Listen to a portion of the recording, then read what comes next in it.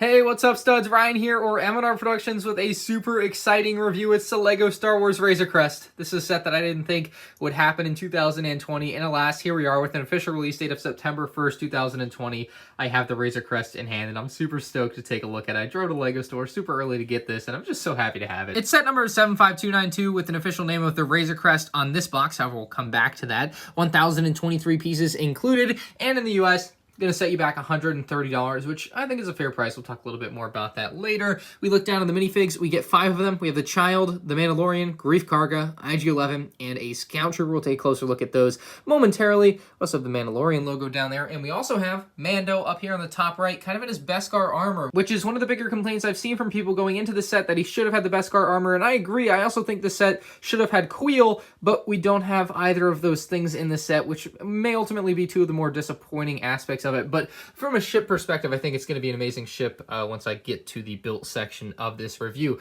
But back to the name, the Razor Crest. That name was actually copyrighted in Europe by a company, probably in bad faith, probably maliciously, because they basically stole someone else's Razor Crest design and then reproduced it as like a third-party thing with fake Lego and everything, and then they copyrighted the name Razor Crest. Yeah, it's a whole mess, and I don't know all the details, but basically that's the gist of it. And as of now, Lego is calling this on most of their sites, and possibly in the future you'll see boxes with this name too, but the Mandalorian Bounty Hunter Transport is kind of the new reworked copyright-free name for this thing, or whatever the deal is that they've got to use. So I don't think the Razor Crest box by any means will be rare, because these boxes were made months ago and there's going to be plenty of them, so having the Razor Crest on your box isn't going to be anything special in my opinion. But yeah, flipping around to the backside, you're going to have a much better look at what you may have for some pretty substantial interior space in the Razor Crest for what it is. Obviously not a UCS set, but $130, not a super skimpy and small cheap model either, although hey, in the future, Lego, please make a UCS version of this. That'd be amazing. I would love it, and I think everyone else would love it, and that'd be really cool. Okay, bye. The first minifigure up here is the Mandalorian, and while it is a nice figure, it's not what I think a lot of people wanted out of the Mandalorian in this set. It turns out it's the exact same Mandalorian that we got in the ATST Raider back in late 2019, and again, that wasn't a bad Mandalorian figure. However, this figure isn't accurate to what this set is really based on, and that's kind of the latter episodes of the Mandalorian Season 1, in which the Mandalorian has his Beskar armor, and we kind of get a face reveal, so we end up still with the black head underneath, no Pedro Pascal face or whatever, so nothing there, which is unfortunate, but kind of to be expected. This set was revealed all the way back in February, so they had finalized the design right as Season 1 was finishing up, but yeah, I just wish this had had the Beskar armor, and it definitely falls short in that way. He's got a nice blaster there. He's got the same old cape, nice thin cape at that, but it's the same one that we saw on the prior set. And there's the back print, very nice back print. But again, ultimately this set just fails to deliver a accurate Mandalorian with Beskar armor that I think a lot of people were looking for here. I really like what they did with Greef Karga here. I think they've got a really solid design. The lack of leg printing kind of is a bummer, but overall still a great figure. They really nailed the facial expression with the little mustache there above the mouth. Looks great. He's running dual-wield blasters there, and he's got a really great back print. He does have 2 faces, as with most minifigures that have faces nowadays, and he is mean mugging on that second face. It's quite the look. So you get 2 vastly different faces for Greef Karga, which is wonderful. And as of now, unlike the Mandalorian, this figure is completely exclusive to this set, so you won't be able to get him in any other set. We've seen the Scout Trooper before, but it's still an excellent Scout Trooper, perhaps the best Lego has ever produced, with the all-black arms, and then the black accent printing just really matches very well. I love the printing that goes from the legs to the waist to the torso there, and then of course the newer style dual molded helmet for the Scout Trooper is awesome. They knocked it out of the park when they redesigned this thing, and it's great to see it continuing on here, because it really is a great design. If we take it off, we will see a newer face there, no longer using those angry clone faces or whatever, just the generic stuff. They're kind of spicing it up underneath the helmets of the clone troopers and stormtroopers and things like that, so that's fun. IG-11 here, I believe, is not exclusive to the set. You're really just getting a face print that's just like IG-88. He's got a big blaster connected onto his back, and then he's got a small blaster in hand. a decent looking figure, but these IG units really fall short because they still use those battle droid bodies, which just aren't quite the same to me as what we see with the IG units in universe for Star Wars. But I understand why LEGO uses them as the same bodies. In the show, like, you see him spinning around and shooting things, and in this, just like the arm can move up. Wow, amazing. But hey, there's one figure we're all here for. I would like to see the baby. It's Baby Yoda, aka the child, and he is so cute. He's incredibly small. I think if I put the Mandalorian up next to him, you'll get a great idea of exactly how small he is. I mean, he is tiny. I was really surprised. I have never owned one of these LEGO baby minifigures, and we see these a lot in like city sets, but this is the first time we've seen one in a Star Wars set, obviously with a custom molded head to be Baby Yoda, but still, they are absolutely tiny. The head itself is really well detailed for as small as it is. They've even got the grooves in on his head. You got the white pupils that are looking slightly up, which is nice, and the torso print is very basic, but it's enough, I think. I think myself and a lot of people would have preferred a Baby Yoda with a custom molded baby body, but I also understand why LEGO would want to keep it within their mold that they already have that's pre-existing, which keeps the cost down, as well as keeps it all within the same system, right? All of the baby minifigures in the LEGO universe outside of Baby Yoda have the same baby body, so why wouldn't he? It just would make sense. But he is incredibly cute. I think LEGO knocked it out of the park with him. I think a lot of people are going to be all over this. Maybe my one complaint is that he does look a little fat from the side, but hey, whatever. It's not a big deal. I'm not going to be looking at him like this too often. Pulling his head off, you can actually see that it is a two-piece thing here. You can see that body is pretty crazy looking, and the head, when removed, looks like that. There's the LEGO logo on the back of the head there. So this figure does look a little bit better, I think, than I was expecting from the front on. Not so hot from the side, but still, it's Baby Yoda. People have been wanting this, and this is the figure LEGO has produced.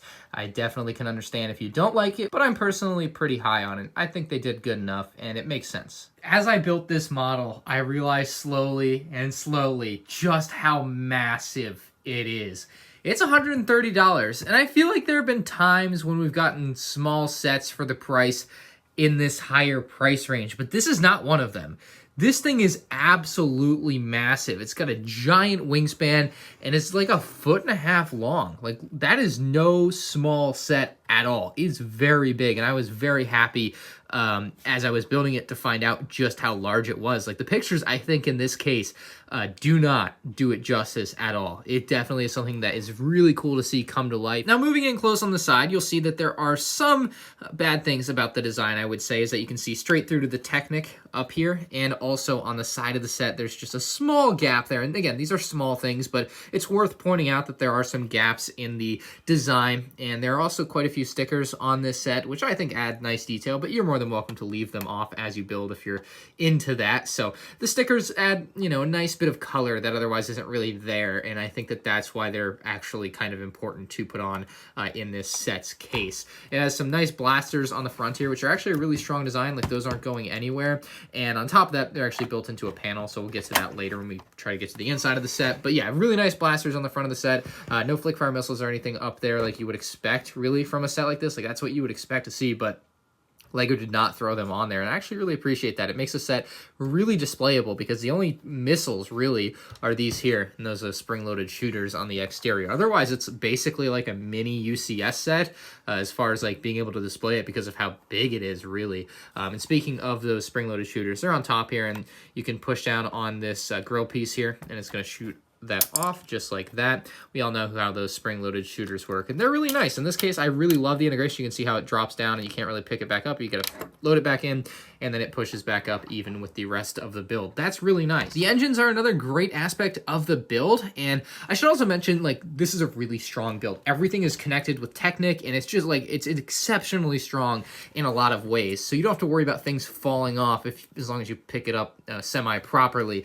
Maybe the biggest complaint I've seen about this is the back end here, where they just kind of use a crate. I don't know how I feel about this piece. It does look a little bit off. It looks like it belongs in like a medieval village in brown and not in like gunmetal gray on the Razor Crest, but I can see why it probably was the best piece for the job. And other than the fact that you have these like open bottom studs, it's a decent design for the engines, and there's giant stickers on the side of them as well. So if you're not into stickers, you can leave them off, but that is definitely a glaring issue if you are anti-sticker. The intake is also really cool though. They have this really strong design for these things that is connected up with little clip pieces, and that's something that I think could have been a problem, but they actually built really well on this set. They're surprisingly strongly attached to the build. The tail of the set is also rather long coming off the back end here. You can pick the setup from the tail. Like I said, it's a really strong build, surprisingly so, but it's like, you know, it's a lot of stress on yourself to hold it like that. You're better off picking it up from the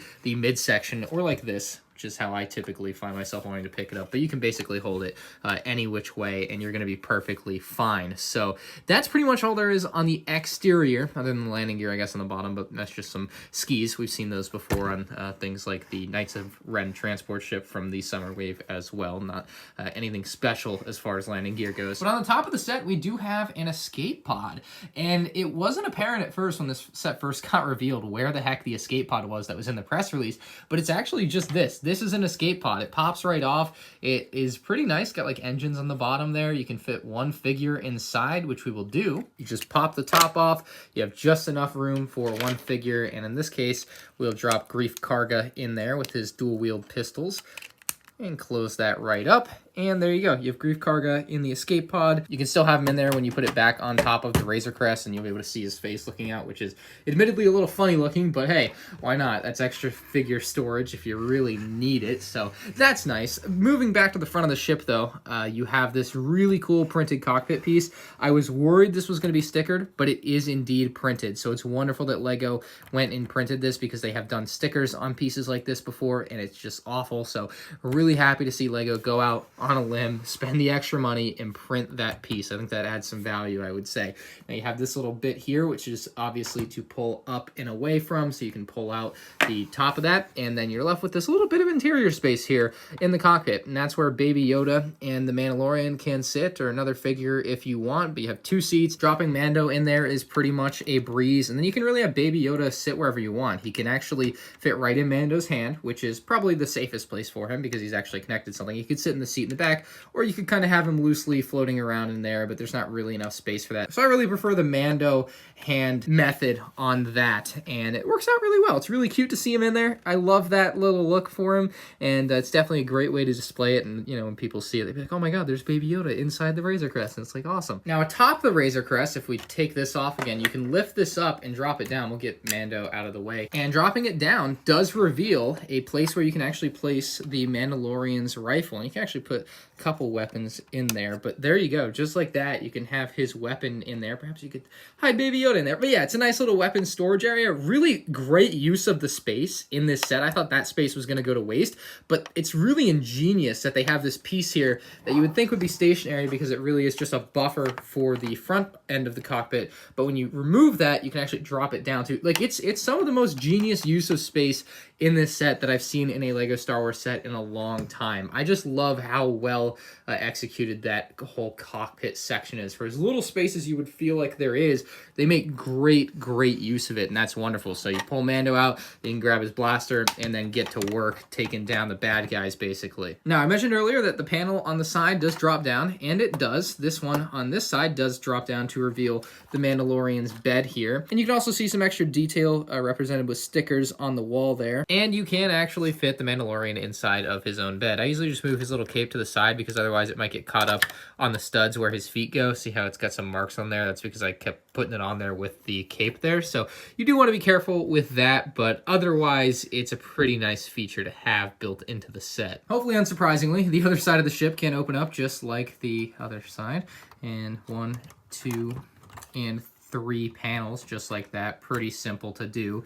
This panel up front, instead of having another bed for the Mando, we have a few clips in there, and that's actually where you can place your spring-loaded shooters, so you have a nice storage spot for them as well, which is a great use of the space. It gives you a nice storage space if you have any extra spring-loaded shooters. Of course, the other 2 loaded in the main cannons, and then the 1, and then they give you 2 more extra clips down there to store whatever you want, or more spring-loaded shooters if you have more, like I said, so that's really sweet. But the last and probably most important thing to take a look at inside of here is these guys with the carbonite. So it's not really the easiest thing to access, honestly, like for my hands, but you can get in there and get them out. These are the carbonite characters that we get. We get 2 of them, and they are stickers, which makes sense. Like, of course, they weren't going to print these, and they definitely weren't going to give you the full mold like the Han Solo in carbonite mold. You can see no prints or anything on top of or behind the bricks, but it's just 2 very simple stickers from characters that we see in carbonite in the show, and I think that that's adequate. I think that that makes sense, especially with the space you have here. You have space for 2, and that's what they put in the interior of the set. It's just 2. It just makes sense. Obviously, it's not like 1-to-1 scale with what you see with the actual Razor Crest,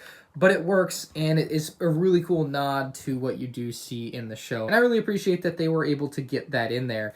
And really, one last thing to mention while we're looking in the belly of the beast, you can see the Technic structure of this thing when you have this all opened up, which I think is pretty neat to see because it's a really intricate and fun and interesting build. It really is. It's one of the more interesting LEGO Star Wars builds I've done recently. And even though it's in all gray, I know a lot of people like to complain about, oh my god, it's all gray, it's Star Wars. It's still a fun build. It really is. There's very few repetitive parts for people that don't like the repetitive parts. The stickers may be the worst part for you. The set has a commanding presence and has some of the best swooshability around. Like, it's a real swooshable set. It's a heavy set, though. It's not light at all. Like, it's a heavy, strong, built set that will definitely withstand, like, a drop or 2. It really can withstand some blows. And it's so angular in so many ways, and it's so like, it's just so beefy. I love how beefy it is. I think that's the best word for this thing. It's unexpectedly beefy. This set is a perfect example of why price per piece doesn't matter. It's 1,023 pieces for $130. That's well over the 10 cents per piece that everyone always seems to want to see. And this set just is totally worth $130. Irregardless of that piece count, this set is worth 130 bucks. There's a lot of large pieces. It's a heavy model. Like, you just see it, you feel it, you pick it up. You can just tell that it's worth the price tag. It really genuinely is worth the money.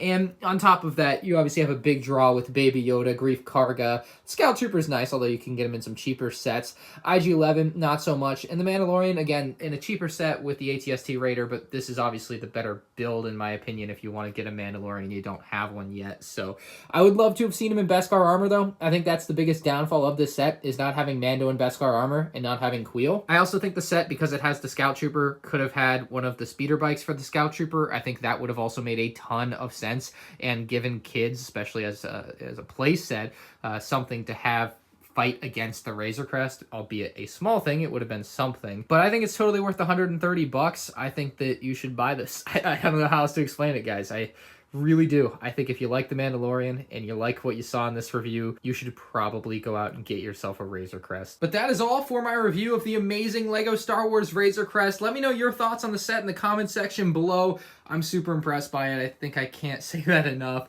If you enjoyed the video, a like would be greatly appreciated. I'd love to hit 5,000 likes on this video. And if you're new to the channel, make sure you subscribe. Catch more LEGO Star Wars content. Thank you all for watching, and I'll see you in the next one. Peace out.